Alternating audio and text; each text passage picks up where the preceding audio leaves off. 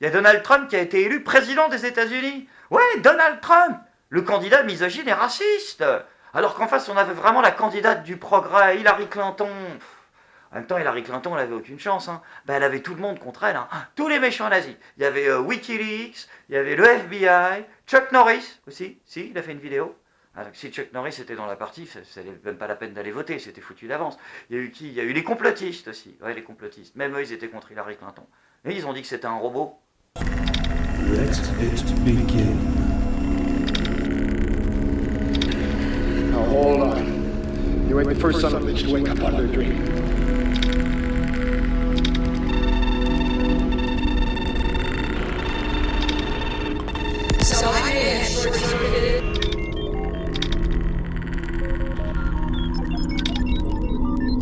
Il y a eu des puissances étrangères aussi qui s'en sont mêlées de cette élection. Il y a eu la France déjà. Et, hein, ah bah si, la France. Bah quand t'as François Hollande qui raconte à tout le monde que Hillary Clinton c'est sa cousine éloignée, tu crois qu'ils réagissent comment les États-Unis? C'est quoi?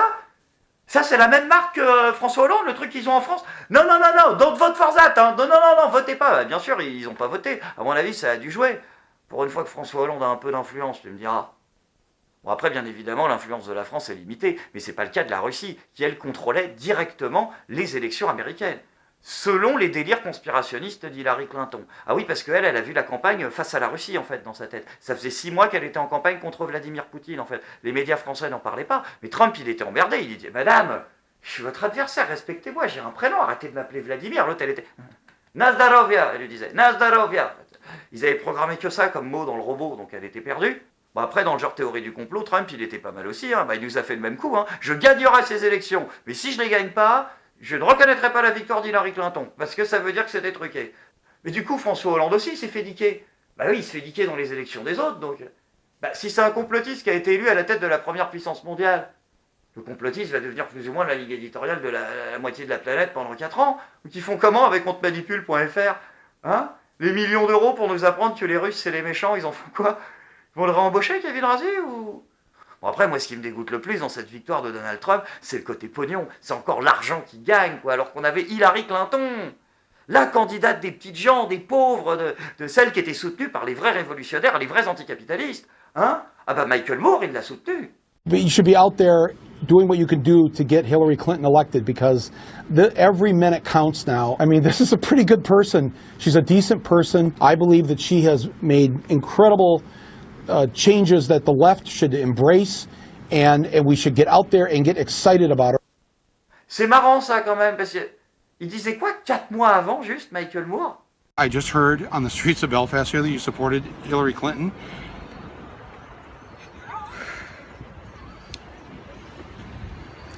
She voted for the Iraq War. She is funded by Goldman Sachs. This is not good. Now we have Hillary Clinton and you to blame for this. C'est rapide hein, quand même comme retournement de veste. Hein. Heureusement que c'est des anticapitalistes, tous ces gens-là. Hein. L'argent, ça les intéresse pas, c'est pas une histoire de pognon. Bon, après, je vous rassure, il y a aussi des gens qui ont soutenu Hillary Clinton et qui étaient des gens honnêtes. Des enculés, mais depuis le départ, qui n'ont jamais changé d'avis. Bah oui, parce qu'Hillary Clinton, elle n'avait pas d'argent, donc il a fallu qu'elle se fasse aider. Bah oui, pour pouvoir être la candidate qui défend les vrais gens. Hein, donc elle s'est fait aider par les PAC. En deux mots, les PAC. Hein, voilà, les lobbies, en fait, aux États-Unis. C'est eux qui investissent du pognon dans le robot. Voilà. Et tous ces gens-là, bah, ils sont tristes aujourd'hui aussi, parce qu'Hillary Clinton, elle n'a pas gagné. Alors moi, je voulais les remercier, ces gens-là, leur dire, bah, merci d'avoir essayé pour le progrès, tout ça, mais je ne savais pas qui c'était. Alors j'ai essayé de chercher sur Google, français. Ah, c'était étonnant, dis donc. Au bout de la 17e page Google, j'avais toujours les mêmes noms. Georges Clooney, Enrico Macias, Mélanie Griffith, Will Smith. Mais je m'en fous de ça. Je veux les soutiens économiques. 17 pages de Google, rien. Alors je suis allé sur les médias anglais.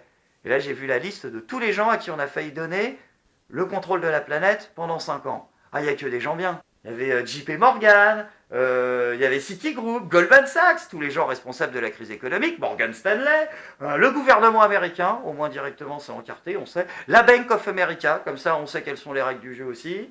Il y avait qui d'autre? Il y avait, il y avait bien évidemment, il y avait de la bouffe aussi, hein. Il y avait du McDonald's, du Burger King, du Monsanto aussi, puis la culture toujours, la culture qui émancipe les esprits, Time Warner, 21st Century Fox. Microsoft aussi, Corporation, Facebook, hein, pour espionner les gens, c'est bien aussi. Et puis on avait ExxonMobil, bien sûr, les numéros 1 du pétrole et du gaz, hein, avec American Express, hein, bien sûr, pour pouvoir s'acheter plein de nouveaux joujoux, hein, des nouveaux joujoux signés Northrop Grumman, signés Boeing, hein, signés Lockheed Martin, les 3 principaux fabricants d'armes aux États-Unis. C'est eux qui soutenaient Hillary Clinton. Du coup, je me dis, s'il y a peut-être un truc à retenir dans toute cette élection, c'est l'enculage médiatique qu'on s'est pris dans la gueule. Vous faites un peu le lien. Pourquoi est-ce que ces informations, on ne les trouve pas dans les médias français? Je veux dire, ok, on est tous au courant que oui, Donald Trump est un gros con raciste et misogyne et que son rapport aux femmes est plus proche d'un mix entre Dallas et le Paléolithique que d'un mélange entre l'amour courtois et Shakespeare. Mais ça, tout le monde le savait depuis le départ. On n'était pas obligé de faire 6 mois que là-dessus, les médias. Alors du coup, on a quelques médias qui essaient de faire leur critique à moitié, comme BFM TV, qui nous pond un article pour nous dire que les médias américains étaient dans leur quasi-totalité pro-Hillary Clinton.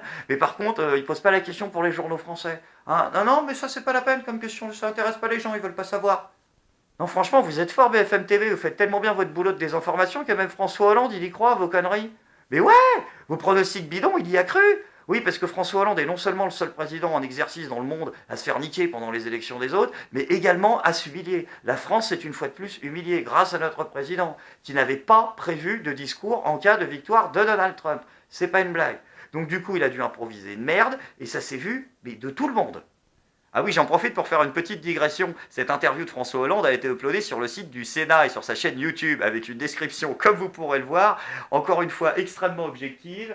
Le républicain populiste Donald Trump, sans aucune expérience politique, a remporté l'élection présidentielle américaine, un séisme politique sans précédent qui plonge les États-Unis et le monde dans une incertitude vertigineuse.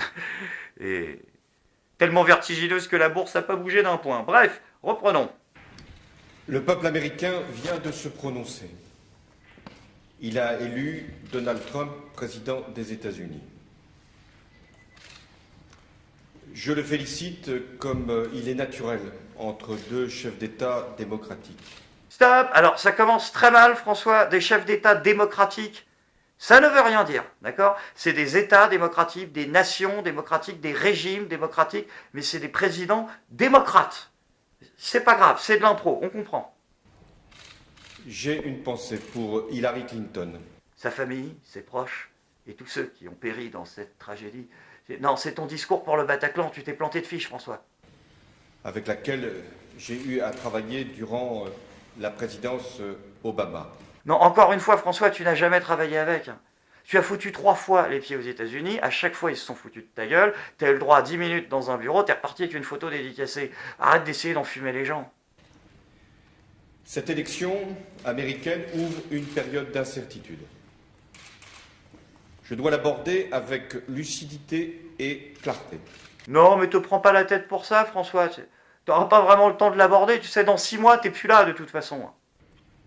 Sur tous ces sujets, j'engagerai sans tarder une discussion avec la nouvelle administration américaine. Mais sans tarder, hein, François, attention, hein, parce qu'une discussion, ça va changer les choses. Hein. Donc nous, on croit en toi. Donc on va discuter, mais sans tarder.